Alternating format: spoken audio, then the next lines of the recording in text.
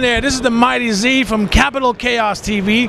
And we are hanging out with Emily Lazar of September Mourning. How's it going, Emily? It's going awesome. NAMM's awesome. Is this your first time at NAMM? No, this is actually my second time at NAMM. So yeah. And are you here repping products or repping the band? Repping the band.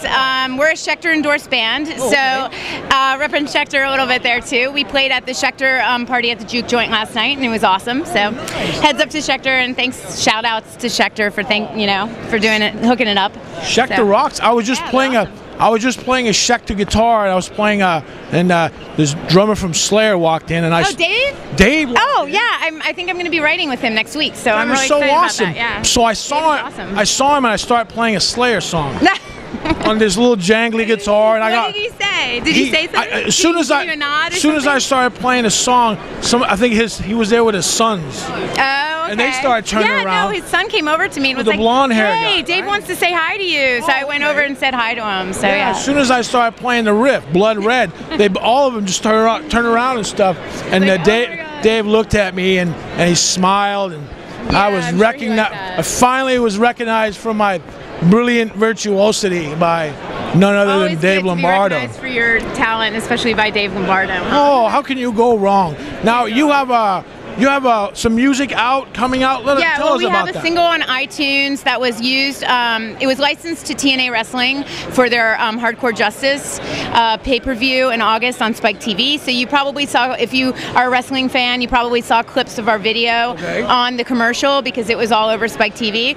And you can buy that on iTunes now. It's called Before the Fall is the name of the single. And then we have an album out in Germany called Melancholia. And basically the whole concept of the band is based upon a comic book.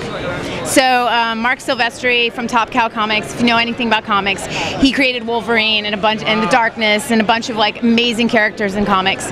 Big comic book mogul, and he's working with me on the comic side of it, and we're working with MTV Geek. We're going to do a live action of the comics starring me and a bunch of other people, and it's going to be it's going to be really cool. It's a very creative, multimedia, multi-branch project, so we're pretty stoked on it. Now is this all you, or is this you with somebody else? I designed it, and then it was made by Eric Aswang, who's a leather maker. He does costuming, he does awesome work, and he pretty much took my design, reconfigured it a bit, made it doable in leather, and just made it. And it's a concept of my character, who's a reaper, who's a soul corrector in this comic book. So yeah. And who is your big inspiration for art and so forth?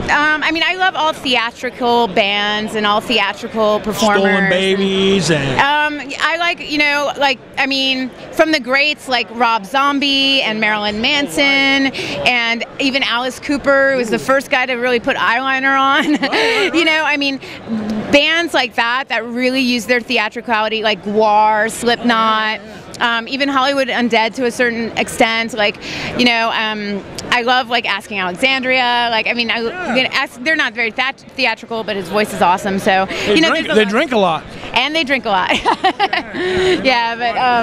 They're funny. There's a lot of different influences in our music. So yeah. All right. Yeah. Well, thank you for taking the time to meet here with Capital Chaos. Okay. Awesome. I bid you adieu. Okay. Thank you. Cheerio. Good luck.